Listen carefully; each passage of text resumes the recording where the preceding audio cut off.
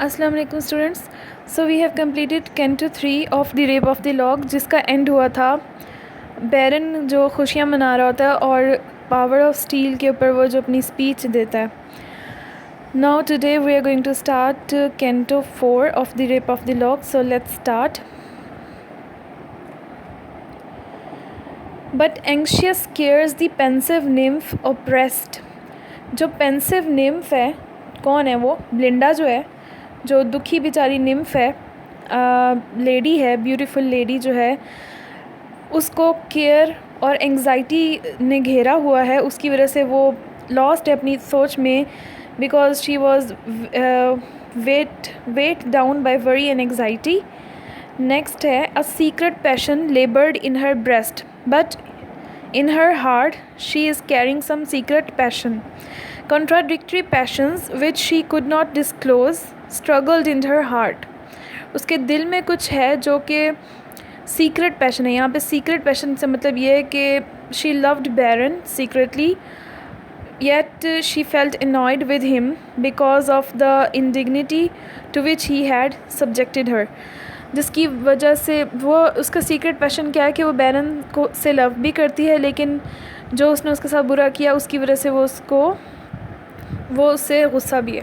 Next है not youthful kings in battle seized alive, not scornful virgins who their charms survive.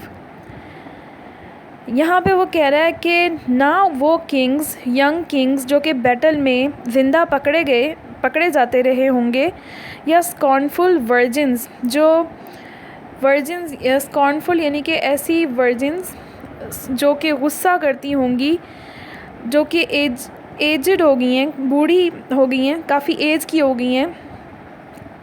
Who their charms survive, जिनके charms भी अब ख़त्म हो गए हैं। Who have lost their charms, कि वो अब किसी को अट्रैक्ट कर सकें। ऐसी मेड्स जो कि अपने चार्म्स खो चुकी हैं अपनी एज की, बहुत ज़्यादा एज होने की वजह से, और अभी भी वर्जिन है, और अब वो इस मतलब कंडीशन में ही नहीं है कि किसी को अट्रैक्ट कर सकें। उन वर्जिन्स ने भी उतना गुस्सा नहीं महसूस किया होगा, उन किंग्स ने भी इतना गुस्सा महसूस नहीं किया होगा, इतने दुख महसूस नहीं किया होगा, जो कि ज़िंदा पकड़े जाते रहे बैटल में। Not ardent lovers robbed of all their bliss, ना ही पैशनेट लवर्स ने, जिनको अपने लव की ब्लिस नहीं मिली, जिनको अपना बिलवड नहीं मिला, वो भी इतने दुखी नहीं होंगे। Not ancient ladies when refused a kiss, यहाँ एंशियंट लेडीज़ से मुराद फिर ओल्ड वर्जिन्स हैं, ओल्ड मेड्स हैं जो कि काफ़ी एजड हो गई हैं और जो किस करना चाहती हैं, पर लेकिन उनको आगे से फ्रस्ट्रेशन का सामना करना पड़ता है। तो वो ये कह रहा है कि उन्होंने भी इतना गुस्सा महसूस नहीं किया होगा। नॉट टायरेंट्स फिर्स दैट अनरिपेंटिंग डाई, ना ही वो डिक्टेटर्स, टायरेंट डिक्टेटर्स जो कि बहुत ज़्यादा जालिम थे, उन्होंने इतने रिसेंटमेंट, इतना ग्लूमीनेस, इतनी सैडनेस फील की होगी जब वो रिपेंट किए बगैर मर गए होंगे। नॉट सिंथिया वही is another name for the moon goddess Diana, जो डियाना थी, गॉडेस डियाना, उसी का एक अदर नेम है। When her Matthews pinned array, अच्छा pinned array, Matthews means उसके क्लॉक, वो जो क्लॉक यानी उसका जो लिबादा कह रहे हैं, जो उसका ड्रेस है, जब वो जो है, क्योंकि वो एक गॉडेस है, उसकी मेड्स जो हैं सही तरह से उसका ड्रेस उसका अरेंज नहीं करती होंगी, तब वो जो उसका अरेंजमेंट अगर ख़राब होती होगी तो अपना क्लमजी सा ड्रेस देख के उसको इतना गुस्सा नहीं आता होगा जितना कि एवर फेल्ट सच रैग, इन सब ने इतना गुस्सा कभी फील नहीं किया होगा। रिसेंटमेंट, तकलीफ़ या अफसोस या डिस्पेयर, मायूसी महसूस नहीं की होगी। एज़ दाउ सैड वर्जिन, जितना ये दुखी औरत, जितना ये दुखी वर्जिन जो है, जो कि बिलिंडा है। फॉर द रेविश्ड हेयर, जिसने अपने हेयर के रेप की वजह से जो है फ़ील किया है, उसके रेविश होने की वजह से फ़ील किया है। तो यहाँ पे ये जो नॉट का इतना ज़्यादा रेपिटेशन है, इसको इस इधर एक फिगर ऑफ स्पीच यूज़ की गई है जिसको कहते हैं एनाफोरा। एनाफोरा में यही होती है, रेपिटेशन होती है शुरू में क्लॉजेज़ के, या जो है ना बार बार रेपिटेशन होती है शुरू में एक ही वर्ड की, उसको कहते हैं एनाफोरा। तो यहाँ पे फिगर ऑफ स्पीच पोप ने यूज़ की है। और यहाँ पे अगेन सटायर भी है, क्योंकि यहाँ पे फिर से वो मॉक एपिक, क्योंकि एक मॉक एपिक है, उसके ट्रेडिशन को फॉलो करते हुए वो एक बड़ी चीज़ को एक छोटी चीज़ के साथ रख रहा है। कहाँ वो डिक्टेटर्स की बात कर रहा है, किंग्स की बात कर रहा है और गॉडेस की बात कर रहा है कि गॉडेस नाराज़ होगी। कहाँ फिर वो छोटी छोटी बातों पे आ जाता है कि जितना बाल कटने पे किसी को दुख हुआ होगा, या किसी लेडी को किस रिफ्यूज़ करने पे मिला होगा, या किसी लवर को अपनी भी लवर ना मिली होगी तब मिला होगा। ये छोटी चीज़ें हैं जिसको वो बड़ी चीज़ों से, कि कोई जिंदा पकड़ा जाने वाला किंग से कंपेयर करा, गॉडेस से कंपेयर करा कि उसके अगर जो कपड़े जो हैं ठीक से नहीं अगर उसने अरेंज किए करेगी उसकी मेड, तो वो कितनी नाराज़ होगी। तो कह रहा है, तो ये फिर मॉक एपिक के ट्रेडिशन को फॉलो करते हुए बिग थिंग को स्मॉल थिंग्स के साथ जो है वो कंपेयर कर रहा है। और यहाँ पे ओवरऑल उसका कहने का मतलब ये है कि इतना दुख किसी ने भी फ़ील नहीं किया होगा जितना बेलिंडा इस वक्त फ़ील कर रही है, ना किसी किंग ने, ना किसी डिक्टेटर ने, ना किसी लवर ने, पैशनेट लवर ने। ओके, नेक्स्ट लाइन में, for that sad moment when the sylphs withdrew, अब सिल्फ्स तो उसको छोड़ के जा ही चुकी थी, तो इस सैड मोमेंट में जब सिल्फ्स जो है उसको छोड़ के चली गई, withdrew and Ariel weeping from Belinda flew, और एरियल जो है रोती हुई बेलिंडा को छोड़ते हुए चली गई। फिर क्या हुआ, नेक्स्ट देखते हैं।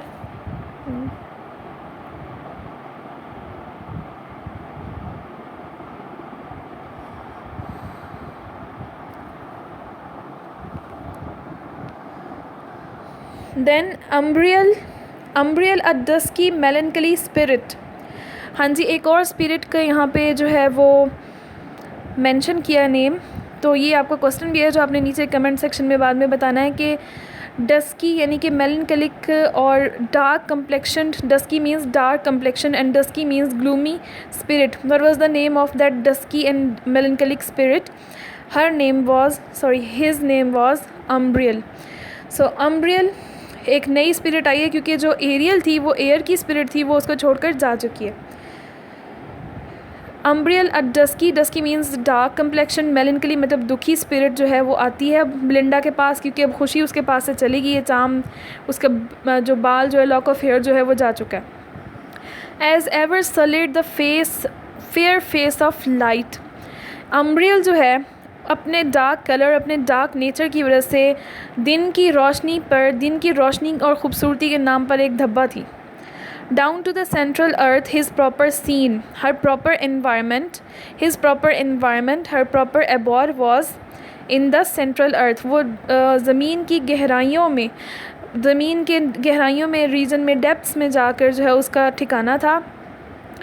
Repaired to search the gloomy cave of spleen. वो जो है अम्ब्रियल जो है वो जाती है in search of the dark cave where the goddess of spleen had her abode, जहाँ पे goddess of spleen रहती है। केव ऑफ स्प्लीन में गए। स्प्लीन यहाँ पे पर्सोनिफिकेशन है के तौर पे यूज़ किया गया है। स्प्लीन जो गॉडेस ऑफ स्प्लीन है ये पर्सोनिफिकेशन है ग्लूमीनेस की, सैडनेस की, रिसेंटमेंट की,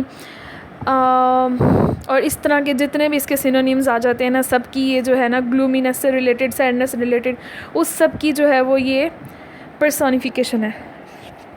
मायूसी की, डिस्पेयर की, इस तरह से।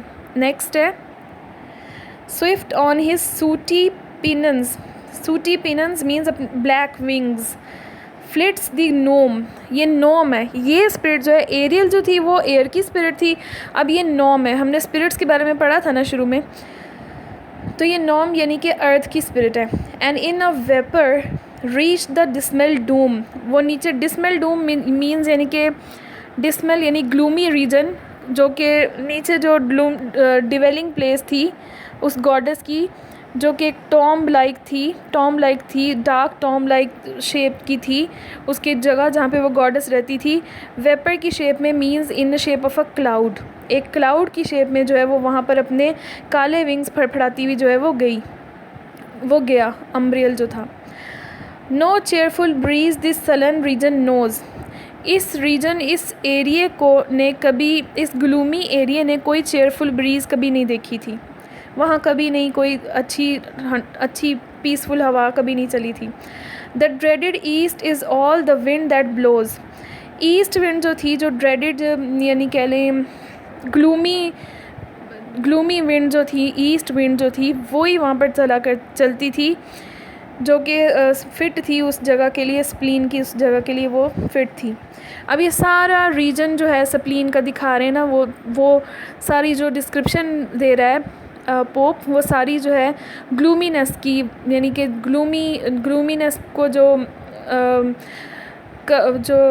गवर्न करती है स्पिरिट, उसकी डिस्क्रिप्शन है। तो सारा चीज़ें ग्लूमी होंगी, उससे रिलेटेड ये ग्लूमीनेस, डार्कनेस, और कोई वहाँ पे अच्छी ब्रीज़ नहीं है, ये सब उसको डिस्क्राइब किया जा रहा है। ओके, नेक्स्ट है here in a grotto sheltered close from air. Grotto means cave. ये केव जो है, केव ऑफ स्प्लीन जो है, शेल्टर्ड क्लोज फ्रॉम एयर, वहाँ पे हवा तक घुस नहीं सकती, अच्छी फ्रेश एयर वहाँ तो नाम ही पैदा नहीं होता कि वहाँ पे आ जाए, सवाल ही पैदा नहीं होता। एंड स्क्रीन इन शेड्स यानी कि डार्कनेस है वहाँ पे, शेड्स हैं from days detested glare mean यानी कि दिन की रोशनी, जो कि सूरज की रोशनी वहाँ पे आने का कोई चारा ही नहीं है, वहाँ पे सूरज की रोशनी भी बिल्कुल नहीं आती है, ना वहाँ पे कोई हवा या एयर आती है। She size for ever on her pensive bed. She कौन है? She means that spleen, the goddess of spleen, अपने पेंसिव यानी कि थॉटफुल मूड में अपने बेड पर पड़ी जो है, वो हर वक्त साए करती रहती है। साए मीन्स आहें भरती रहती है, और क्या कह लें, अफसोस करती रहती है और तकलीफ़ में रहती है। पेन एट हर साइड, उसकी एक साइड पर पेन होती है, पेन यहाँ पे पर्सोनिफिकेशन यूज़ की गई है, तो एक साइड पे उसके पेन रहती है। एंड मैग्रिम एट हर हेड, और उसके दूसरे हेड वाली साइड पर जो है वो मैग्रिम रहती है। ये दो चीज़ें जो है उसके आसपास हमेशा रहती हैं।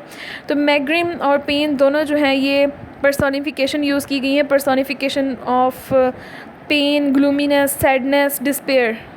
ठीक है, ओके, नेक्स्ट है, ये वीडियो ज़्यादा लंबी ना हो जाए तो नेक्स्ट वीडियो में करते हैं।